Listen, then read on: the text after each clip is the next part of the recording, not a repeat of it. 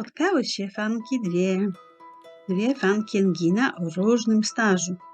No tak, ja to świeżynka. Dopiero od maja tego roku jestem pod jego urokiem. Ty za to już można powiedzieć jesteś weteranką. Dlatego jesteśmy w różnym stadium zafascynowania. Ty świeżo zauroczona, a ja jak w starym małżeństwie. Znam go dość dobrze, no, na tyle, na ile pozwolił się poznać. Od jak dawna go znasz? Tak się składa, że mieszkam w kraju, w którym seriale tureckie pojawiły się znacznie wcześniej niż w Polsce. Więc tak naprawdę poznałam go w 2005 roku, gdy leciał serial Yabancı Damat. Ale wtedy bardziej podobał mi się główny bohater tego serialu, a słodki Kadir mniej. To znaczy, pomyślałam, że nawet przystojny chłopak i sympatyczny. Zostawił po sobie miłe wrażenie, kiedy został zaproszony do programu telewizyjnego. Czyli to nie była miłość od pierwszego wejrzenia? Zdecydowanie nie, nawet nie od drugiego. Gdy zapowiadali serial Grzech Fatmagül, tysiące razy słyszałam reklamę. Czy może powstać miłość z popiołu? I jak zobaczyłam zdjęcie głównych bohaterów, pomyślałam, i co? I ona ma się zakochać w takim długowłosym? Nawet nie obejrzałam pierwszych odcinków. Aż któregoś dnia usiadłam, by zobaczyć z ciekawości, co to jest. Było to już jakiś czas po scenie Czarnej Nocy.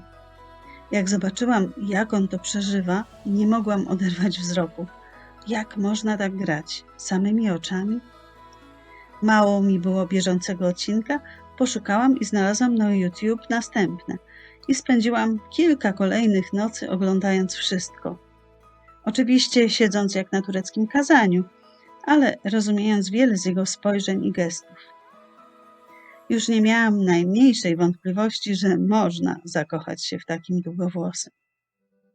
A potem mój syn mnie uświadomił, że ten aktor to Kadir z Yabancı Damat. Niemożliwe, pomyślałam, ale sprawdziłam nazwisko i rzeczywiście zgadzało się. Ten miły młodzieniec z Yabancı Damat i ten młody mężczyzna o magicznym spojrzeniu to ta sama osoba, Engin Akyürek. Tak więc moja fascynacja nim zaczęła się w 2013 roku, od Kerima. U ciebie to był z kolei Omer, tak? Tak, na Netflixie znalazłam serial Kara Para Aşk. Kiedy zobaczyłam scenę, w której Omer widzi w samochodzie zamordowaną Sibel, oniemiałam na widok gry tego aktora. Jego spojrzenie, oczy, które wyrażały tak wiele, że nie potrzeba było słów. Zrozumiałam ból i cierpienie, patrząc jedynie na jego twarz. Pomyślałam, facet jest niesamowity. No i tak to się zaczęło. Wiedziałam, że przepadłam. Zachorowałam na enginozę. Musiałam obejrzeć resztę jego projektów. Do dzisiaj obejrzałam wszystkie po kilka razy, a właściwie oglądam je nadal. Jesteś świeżynką, ale rozpoczęłaś swój staż fanki z wielkim przytupem. Ja tylko założyłam pierwszą stronę polskich fanów, a ty? Nie mów tylko stronę, bo ta strona to skarbnica wiedzy o Enginie. Staraliśmy się, by fani mieli wszystkie informacje o Enginie. Pomagało wiele osób. Ale muszę tu wspomnieć moją koadminkę, która robiła piękne tłumaczenia i zasłynęła z doskonałych interpretacji opowiadań Engina. Przypominamy je teraz na stronie. Tak, czytam je wszystkie. Jako świeżynka pochłaniam wszystko, co jest związane z Enginem. I pochłaniasz, i sama jesteś bardzo aktywna. Masz już nawet przydomek pani urodzinowa. Od akcji, którą zaproponowałaś z okazji jego urodzin. No właśnie. Zaproponowałaś akcję urodzinową, zaistniałaś na wielu grupach i stronach, założyłaś swoją stronę, kanał na YouTube. Wszystko w zaledwie pół roku. Wszędzie cię pełno, na Instagramie, Twitterze, TikToku. No i wisienka na torcie, wzięłaś udział w akcji grupy Machty, która w tym roku zbierała na towarzystwo Daruszafaka i byłaś na spotkaniu online z nim. Jakie wrażenia? Niesamowite. Strasznie się denerwowałam przed spotkaniem, ale kiedy na ekranie pojawił się on, poczułam spokój. Był tak wyluzowany, uśmiechnięty. Biło od niego ciepło i pewność siebie. Mówił do nas, a ja z rozdziawioną gębą słuchałam jego aksamitnego głosu i nieważne było, że nic nie rozumiem. Liczył się tylko jego uśmiech, jego oczy i to, że jest. Oczywiście takie spotkanie nie było moim szczytem marzeń, ale wiem na pewno. Muszę go spotkać osobiście i to jest teraz moim celem.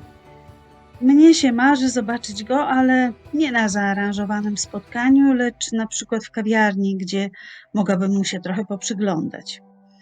Ale to trzeba mieć szczęście i znaleźć się w odpowiednim miejscu i czasie. Nieważne gdzie i kiedy. Ważne, by zobaczyć go w realu. Popatrzeć na niego z daleka, bez narzucania się.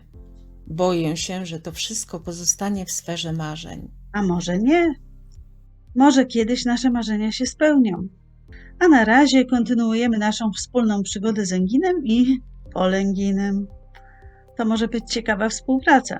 Twoje świeże spojrzenie na niego I twoja bezcenna wiedza zbierana z taką pasją już od lat. Zafascynowałaś mnie nią, a zauroczenie Enginem nas do siebie zbliżyło. Tylko czy Polengin zainteresuje fanów?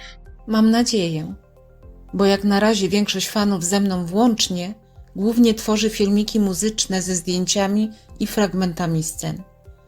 Mało jest filmików o nim. Dlatego musimy to nadrobić. Tyle, że wielu fanów już wszystko o nim wie. Oczywiście wszystko w cudzysłowie. Ale są nowi fani. Odkrywają go jak ja na Netflixie i są spragnieni wiedzy o nim. To prawda. Poza tym na Facebooku nie zawsze jest coś łatwo znaleźć, a tak to będą filmiki. Właśnie.